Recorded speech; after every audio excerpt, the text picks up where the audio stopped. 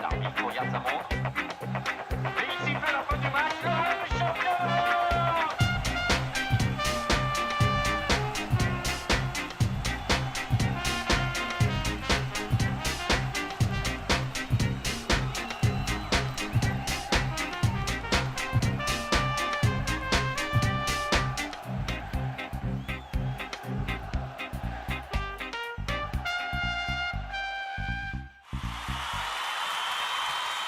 Je suis arrivé à l'OM en juillet 2003. J'étais un fan de l'Olympique de Marseille, étant jeune. Moi, c'était mon club et puis il n'y en avait pas d'autres.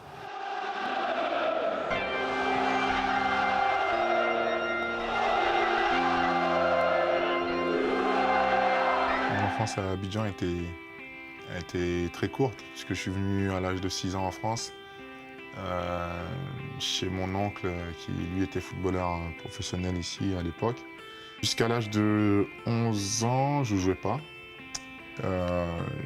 J'accompagnais mon oncle à l'entraînement de temps en temps. Et puis voilà, et je suis parti à Levallois-Perret en région parisienne où j'ai signé ma licence j'étais moins de 17 ans. J'étais avec l'équipe C et puis 2 jours après, j'étais avec la B et une semaine après, j'étais avec l'équipe première, enfin l'équipe A quoi, des moins de 17. Et ça a démarré comme ça et j'ai joué, je crois, 4 ans ou 4 ans et demi avant de me faire repérer par Marc Westerlock, qui était à l'époque entraîneur responsable du centre de formation au Mans, qui m'a fait venir là-bas et qui est mon père spirituel. Et puis, il y a Guy Lacombe avec Ali Boifia qui sont venus me voir en me disant voilà, nous on veut que tu signes chez nous. Alors moi j'étais remplaçant en D2 et là on me dit tu vas jouer en D1, même si on jouait le maintien, mais jouer là en D1 c'était mon rêve.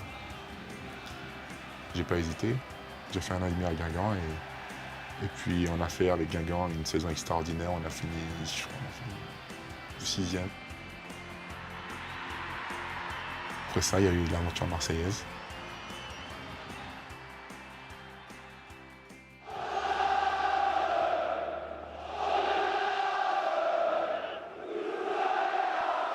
Je suis arrivé à Marseille en tant que fan, en tant que supporter, ce que je disais la dernière fois en conférence de presse. C'est comme si tu prends le maillot bleu et blanc, tu le donnes à un supporter et tu lui dis voilà, aujourd'hui tu réalises ton rêve. Tu peux fouler la pelouse du Vélodrome. Tu fais ce que tu veux. T'es libre. Je peux vous dire que si vous faites ça,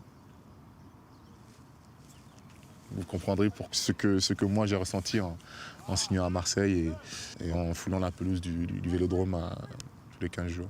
C'est-à-dire, à chaque fois que je voyais le maillot, quand on rentrait dans le vestiaire, à chaque fois que je voyais le maillot, pour moi, c'est comme si c'était le premier jour. Chaque fois, c'est le premier jour. C'était ce maillot-là, comme diraient certains, il faut le respecter. Et ce maillot-là, dès que je l'enfilais, ben, je vivais un rêve. Voilà, je vivais un rêve. Ça durait 90 minutes, ça durait 120 minutes, mais je vivais un rêve. Et j'étais sur une autre planète. C'est ça, en fait.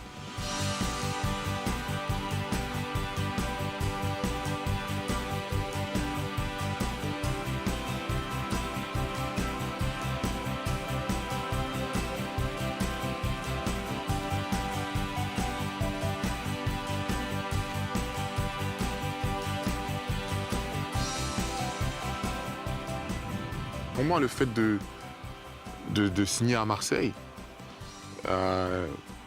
les gens ne savent pas combien de fois je me suis imaginé avec ce maillot, combien de fois j'ai fait des matchs dans ma tête avec ce maillot.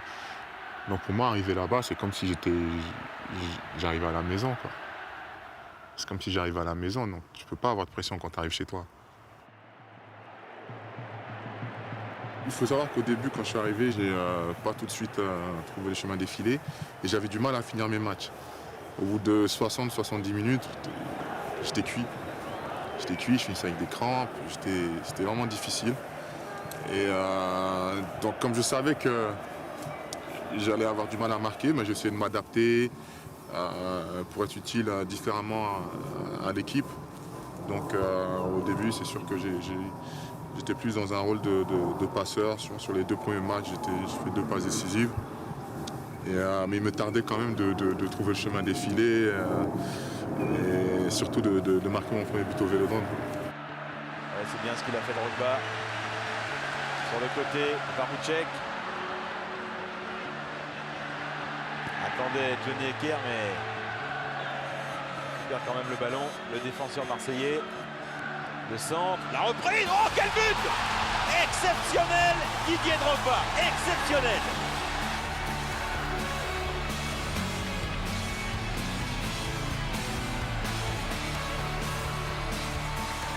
Pour moi, c'est comme si ma saison démarrait, un peu comme si tu prenais ton envol et toute la saison démarre. J'étais content parce que c'était vraiment un soulagement et surtout c'est un but qui nous a aidé à remporter le match. Et voilà, j'étais fier de mon premier but au Vélodrome, sous mes nouvelles couleurs, devant mon public, donc j'étais vraiment content.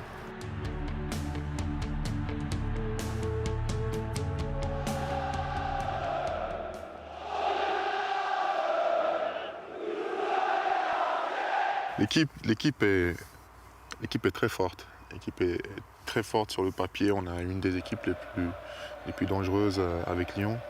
On fait un très bon début de saison. On est en tête du championnat. Jusqu'à ce match de Ligue des Champions à Madrid où on prend un coup au moral. C'était mon premier match de Champions League, à Bernabéu en plus. Il faut savoir que moi, 1 an et demi avant, j'étais au Mans. Tu te retrouves à Bernabéu.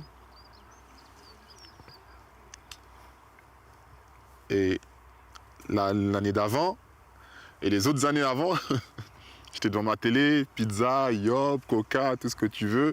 Et j'étais là et je regardais, je voyais Raoul, Ronaldo, je voyais... Et là, le fan que je suis se retrouve en face de ses idoles. Zidane, Ronaldo, Figo, Beckham, Roberto Carlos. Et tu te dis, ouais. Avant, je la regardais à la télé, maintenant, je la joue. Cette saison était fantastique. Et j'ai marqué le premier but sur un super travail de Mido.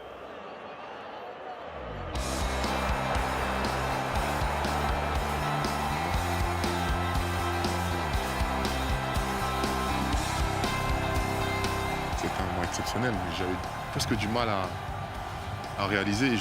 Et c'est bien après que j'ai réalisé en fait, que j'avais marqué dans ce stade-là, face à cette équipe-là.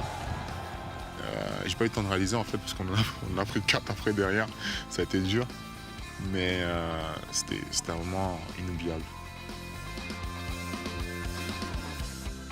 Je pense que l'équipe n'était pas encore prête à enchaîner championnat, Ligue des Champions, championnat. Et je pense que c'est ce qu'on a payé, c'est pour ça qu'on n'a pas pu faire une grande saison. C'était un apprentissage, mais en même temps, qui nous coûtait aussi le championnat. Qui nous coûtait le championnat.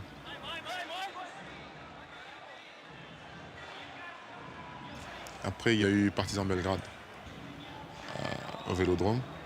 Je sais pas pourquoi je pensais comme ça. Je voulais marquer. J'ai envie de faire un grand match. Et en plus, je jouais face à Taribo West, qui à l'époque il avait encore toutes ses griffes. Donc non, c'était au Vélodrome. J'avais envie de faire un bon match. Et puis il se trouve que j'ai mis 3 buts ce jour-là. Pour moi, 3 beaux buts. Pour moi, 3 beaux buts.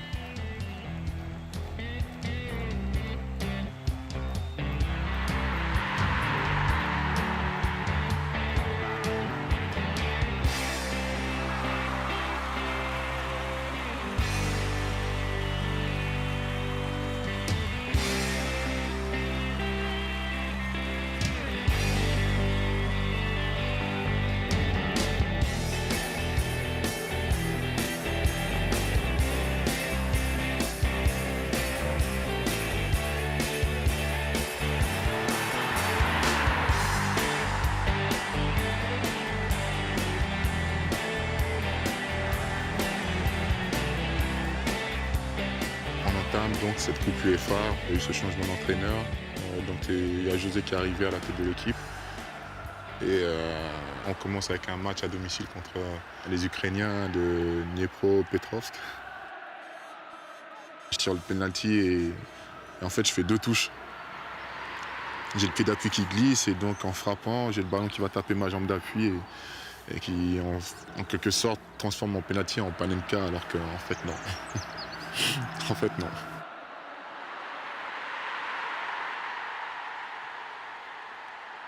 On se fait remonter les bretelles à la fin du match par le président qui vient nous dire que cette compétition, il faut la prendre au sérieux et qu'on n'est pas là pour s'amuser, que c'est une compétition importante et tout, qu'il faut vraiment qu'on s'investisse. Donc je pense que là, on a pris conscience que voilà, pour le club, c'était pas juste on est déçu d'être sorti de la Ligue des Champions et puis on va jouer l'UEFA juste comme ça, histoire de la jouer. Match retour contre Liverpool. Liverpool arrive au Vélodrome vraiment déterminé. Ils marquent en premier. Ils nous ont fait sentir qu'ils voulaient vraiment nous battre. Puis moi, je marque sur penalty, j'égalise. Ensuite, c'est Abdoulaye Meïté qui nous qualifie. Je pense qu'avec l'aide du public, on arrivait à se transcender dans ces matchs de Coupe d'Europe. Après, ça s'est enchaîné, on n'a pas eu le temps de se dire on va se prendre une petite équipe. On est tombé sur l'Inter et on les bat au match aller 1-0. On les bat 1-0. Il y a un gros coup à jouer ce soir. Attention, Drogba, il a voulu frapper, c'est pas terminé, but. Je marque et après je fais l'erreur entre guillemets de courir, d'aller m'accrocher au grillage pour crier tout mon amour à ma femme, comme si les autres jours ça comptait pas, que ça comptait que ce jour-là. Et je prends un carton jaune. Je prends un carton jaune stupide et puis qui me prive du match retour. Et j'étais très triste. Mais mes partenaires m'ont assuré qu'ils allaient aller se qualifier là-bas. Et ils l'ont fait. Du coup, on était en demi. Voilà, donc c'était vraiment quelque chose d'exceptionnel. On était en train de faire un parcours vraiment de champion.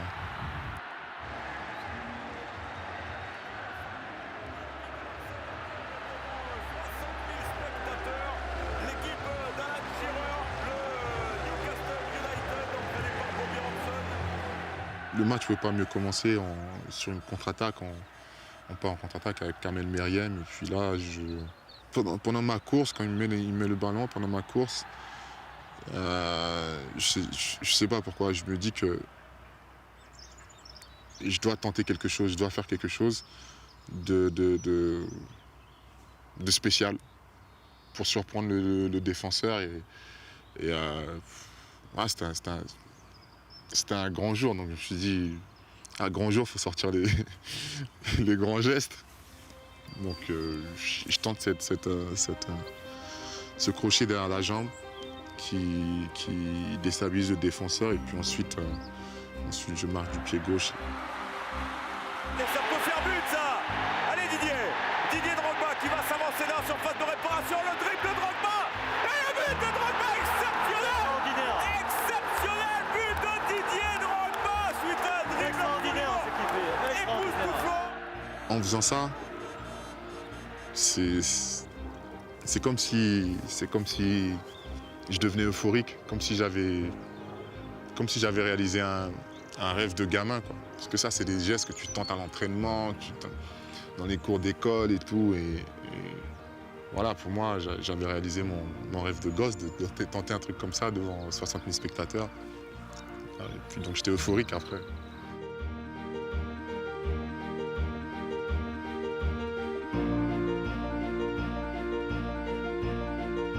C'était un moment, voilà, c'était le meilleur moment pour moi que j'ai passé au Vélodrome. À partir du moment où on rentre sur la pelouse pour voir un petit peu le terrain, pour prendre un petit peu l'ambiance de ce moment-là jusqu'à la fin du match, c'était mon meilleur moment à Marseille. Parce que l'ambiance dans le stade, c'est la chair de poule. La chair de poule. Je me rappelle, je parlais même aux joueurs, je disais ouais, faites pas attention au public et tout, nous on est là, on est à fond, faut pas qu'on se laisse emporter et tout. Alors que moi à l'intérieur, j'étais en train de bouillir. J'ai rarement vu ça à Marseille. J'ai jamais vu ça, j'ai vu ça que ce jour-là et c'était de la folie. Donc je savais que c'était le jour où il fallait être là, il fallait pas se tromper. Il fallait pas se tromper pour le public, pour Marseille, pour la France. Il fallait pas se tromper, il fallait aller en finale.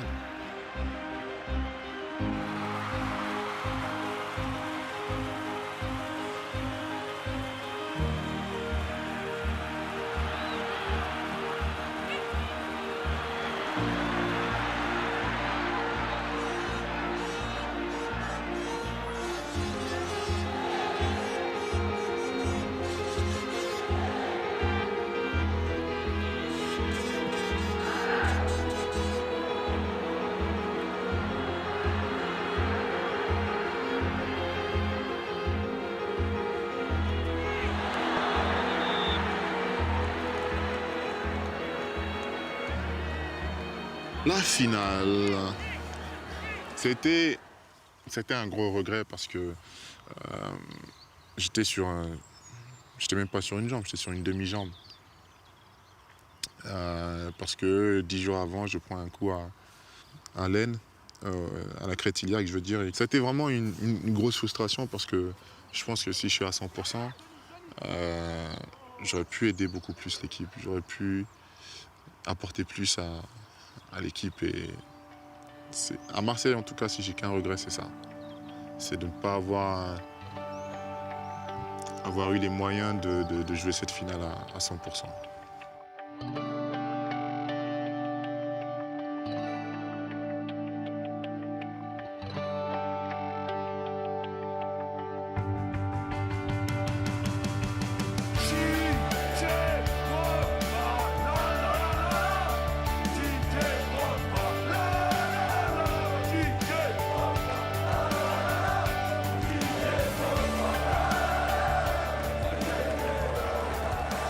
Ma popularité entre guillemets à Marseille, à un moment donné même ça me dépassait. Ça m'a dépassé et j'étais même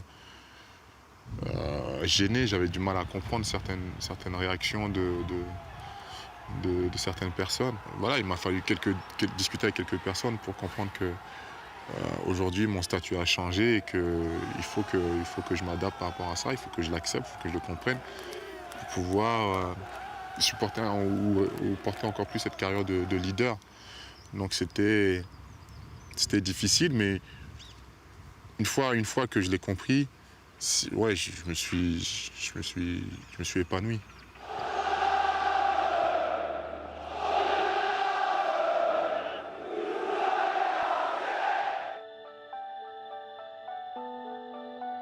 C'est vrai que j'ai la double nationalité, c'est vrai que j'aurais pu choisir de jouer pour la France.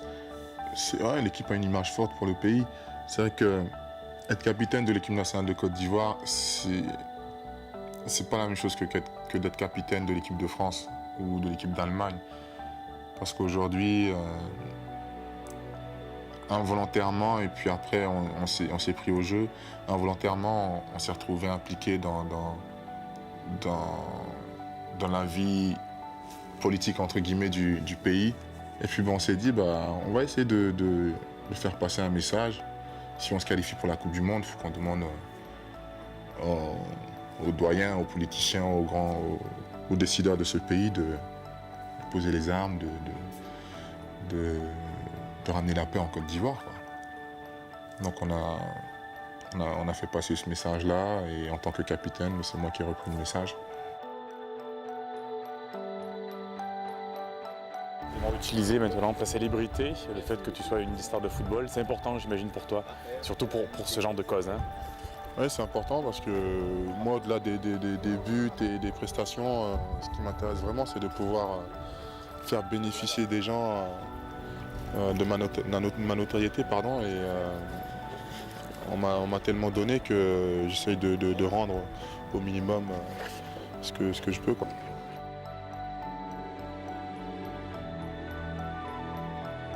Tu peux pas aider tout le monde, mais ce que tu peux aider, franchement, je pense que ouais, et puis ça coûte rien, quoi. Ça coûte rien.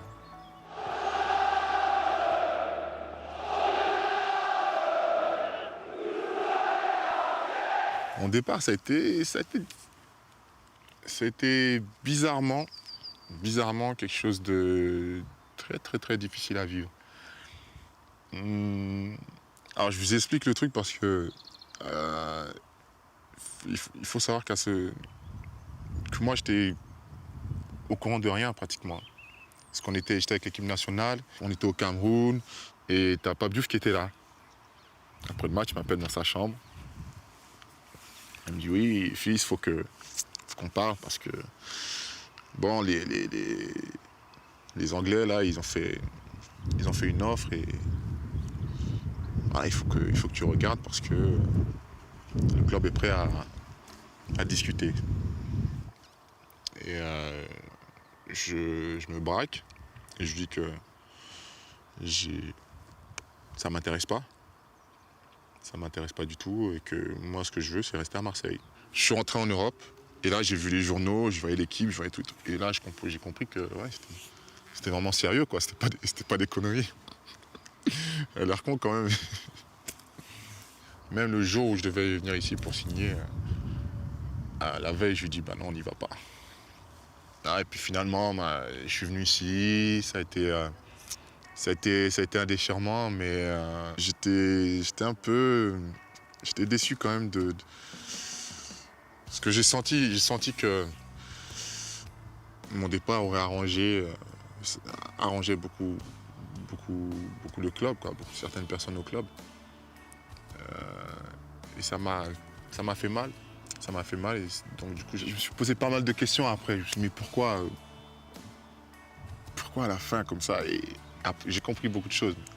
Ça sert à rien d'en parler. J'ai compris beaucoup de choses, mais encore une fois, c'est comme ça. Apparemment, c'est le football qui est comme ça. Et une fois que tu comprends, bah, tu te poses moins de questions et puis tu dis OK. Et avec cette belle musique dans un stade Vélodrome plein à craquer, presque. Avec Didier Drogba évidemment pour ce retour ici. On s'attend, on a envie de voir un très bon match. Dans ma tête, il ne faut pas que je rate ce rendez-vous-là, quoi. Ça me tenait à cœur. Je voulais jouer. Normalement, ce qui se passe, c'est que quand on sort à l'échauffement, tu as toute l'équipe, tu as le 11 de départ qui sort sur la pelouse. On est tous derrière le capitaine et on avance. Et là, les mecs m'attendaient et tout. Et je viens et t'as John Terry qui m'appelle, il me dit allez viens, on y va et tout. Et je sors. Et ils sont restés derrière. Ils sont restés à l'intérieur, ils m'ont laissé courir comme ça sur 10-15 mètres, le temps de me retourner et de réaliser qu'en fait, ils me laissaient vivre un moment exceptionnel.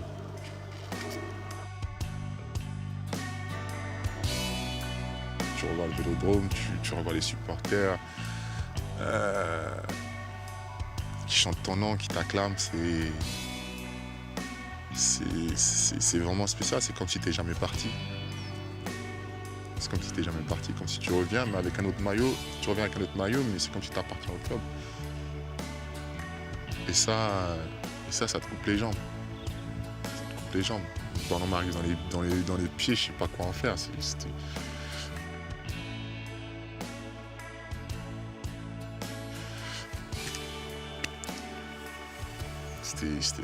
délicat. Je souhaite ça à beaucoup de joueurs, mais en même temps, les quelques minutes que j'ai passées sur le terrain là sont un peu difficiles.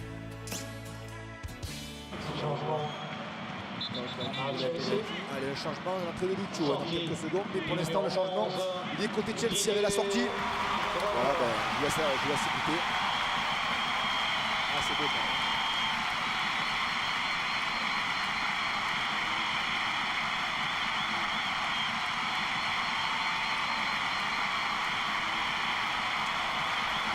Il est resté qu'une saison, Jean-Marc, à Marseille. Qu'une seule saison.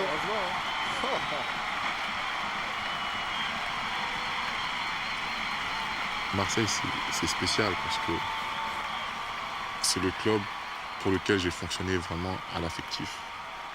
C'était que de l'affectif à Marseille.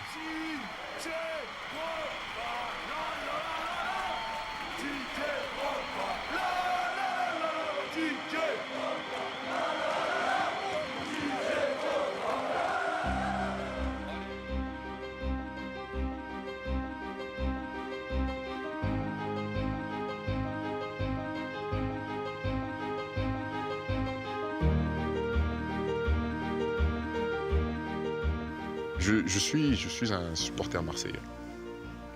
Voilà. C'est le supporter que tu peux retrouver dans le virage. Voilà. Tout simplement. J'ai toujours voulu laisser mon empreinte dans l'histoire de ce club. Je veux dire, j'avais qu'une envie, c'est que le jour où je quitte l'OM, que les jeunes, les petits qui venaient voir les matchs, un peu comme moi quand je regardais la télé, disent « Ah ouais, il y a eu Didier Drogba à Marseille ».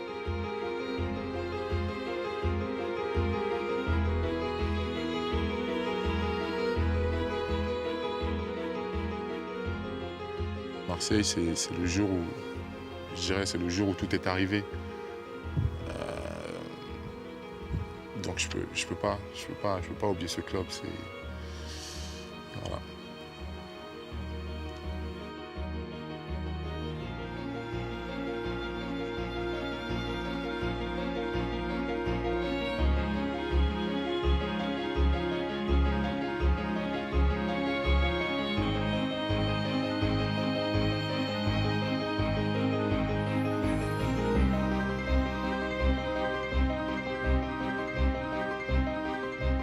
À chaque fois que je vais là-bas, je me dis, c'est bon, je reviens. Je reviens. Je dis à ma femme, ah, c'est bien, putain, il faut qu'on retourne là-bas.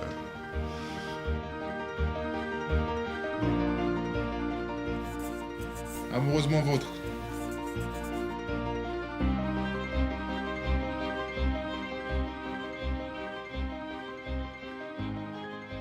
Merci encore à tous. Je sais pas ce que je peux dire d'autre. Je sais pas.